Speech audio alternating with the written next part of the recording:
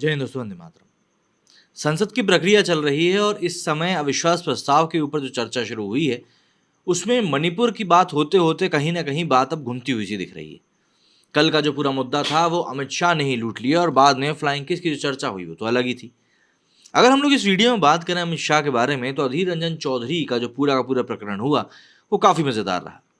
अगर आपको इस बारे में नहीं पता है तो ये वीडियो आपके लिए है, तो देखिएगा जरूर। और अगर आपने अभी तक हमारा वो पॉडकास्ट नहीं देखा जिसमें कि हम लोगों ने टैरो कार्ड रीडिंग से लेकर भूत प्रेत या जिन्न जिन्नात जो होते हैं उनके बारे में बात करी है, तो डिस्क्रिप्शन में उसका लिंक दिया हुआ, आई बटन पे आपको उसका लिंक मिल जाएगा, उस पर जाकर ज़रूर देखें, जिससे कि आपको पता चल सके कि भैया हमारे इस एनवायरनमेंट में हमारे अलावा और कौन कौन रहता है। दरअसल लोकसभा में अविश्वास प्रस्ताव पर चर्चा का कल बुधवार को दूसरा दिन था।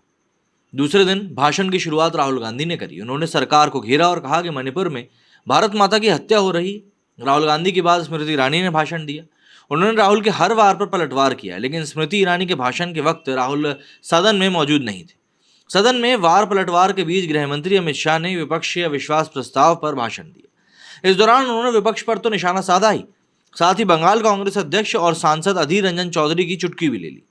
दरअसल सदन में अमित शाह भाषण दे रहे थे, वे कश्मीर मुद्दे पर बात कर रहे थे। इस दौरान कांग्रेस की तरफ से बयानबाजी पर गृह मंत्री ने पलटवार किया। उन्होंने लोकसभा अध्यक्ष से कहा कि मेरा निवेदन है कि अधीर जी को कांग्रेस ने टाइम नहीं दिया है, इन्हें हमारे समय में से आधा घंटा दे दीजिए। ये बीच में बोलते हैं क्योंकि इनकी पार्टी ने इन्हें टाइम नहीं दिया है। मेरे इस निवेदन का हमारे पार्लियामेंट्री अफेयर्स मंत्री मेरे निवेदन का विरोध नहीं करेंगे। वहीं अमित शाह का भाषण खत्म होने और सदन के दूसरे दिन की कार्रवाई समाप्ति पर अधीर रंजन चौधरी ने कहा कि हम तो सदन में चर्चा की मांग आज से नहीं, शुरू से ही कर रहे हैं। मांग के साथ साथ हम गुहार लगा रहे हैं कि देश के प्रधानमंत्री सदन में आए और चर्चा की शुरुआत करें। हमें गृह मंत्री की काबिलियत पर कोई शक नहीं है, लेकिन हम ये भी कहना चाहते हैं कि जो जवाब डिस्ट्रिक्ट कलेक्टर मतलब कि पीएम मोदी को देना चाहिए, वो कोतवाल अमित शाह आखिर कैसे देंगे। अमित शाह ने कहा कि जब हम बैंक अकाउंट खोलने की जनधन योजना लेकर आए, तब नीतीश कुमार ने हमारा मजाक उड़ाया कि अकाउंट तो खोल दिया, अंदर क्या डालेंगे, बोनी तो कराओ। नीतीश बाबू हमारी बात सुन लीजिए, 49 करोड़ बैंक खाते खोले जिनमें कि 2 लाख करोड़ गरीबों के जमा है। केंद्र राज्य सरकार की 300 से भी ज्यादा योजनाओं का पैसा डायरेक्ट इन खातों में जाता है।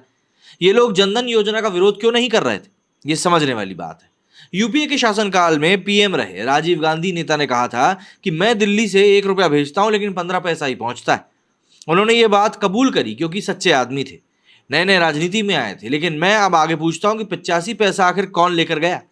ये पैसा वो लोग लेकर जाते थे जो जनधन का विरोध कर रहे थे। अमित शाह ने आगे कहा कि कांग्रेस ने कहा कि सब कुछ लेकिन कुछ नहीं कहा। दरअसल किया बीजेपी ने, कहा सिर्फ कांग्रेस ने था। कोरोना पर बात करते हुए अमित शाह ने बोला कि कोरोना काल में अखिलेश यादव और राहुल गांधी ने जनता से कहा कि ये मोदी वैक्सीन है, लेना नहीं, लेकिन जनता ने मोदी पर विश्वास जताया और सभी डोज लगवाई। शाह बोले कि लॉकडाउन का भी विरोध किया गया था। विरोधी पार्टियों ने कहा कि लॉकडाउन लग जाएगा तो गरीब क्या खाएगा, लेकिन हमने लॉकडाउन भी लगाया और गरीब को भूखा भी नहीं रखा। 80 करोड़ लोगों को फ्री में गेहूं दिया। शाह ने कहा कि विरोधी पार्टियों को मोदी में अविश्वास हो सकता है, लेकिन देश की जनता को नहीं, वो मोदी के साथ है। उन्होंने राहुल गांधी पर निशाना साधते हुए कहा कि इस सदन में एक ऐसा नेता है जिनको कि 13 बार राजनीति में लॉन्च किया गया, हर बार उनकी लॉन्चिंग फेल हुई। उनकी एक ऐसी ही लॉन्चिंग संसद में हुई थी।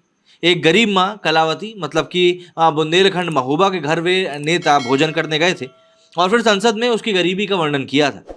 उसके बाद 6 साल कांग्रेस की सरकार रही, लेकिन उस कलावती के लिए कुछ नहीं किया गया। उस कलावती को घर, बिजली, गैस, अनाज, शौचालय, स्वास्थ्य देने का काम नरेंद्र मोदी सरकार ने किया। जिस कलावती के घर आप भोजन पर गए थे उसे भी मोदी पर अविश्वास नहीं है। जाहिर सी बात है, यहाँ पर सदन में इस समय काफ़ी कुछ हुआ है और सदन में जो ये पूरी कार्रवाई हुई है, ये कहीं ना कहीं दिखाती है कि कांग्रेस अभी भी उस तरीके से नहीं लड़ पा रही है जिस तरीके से वो लड़ने की सोच रहे थे। क्या कहना है आप लोगों का, कमेंट करके जरूर बताइएगा। मेरे इस वीडियो फिलहाल इतना ही। जय हिंद, जय भारत।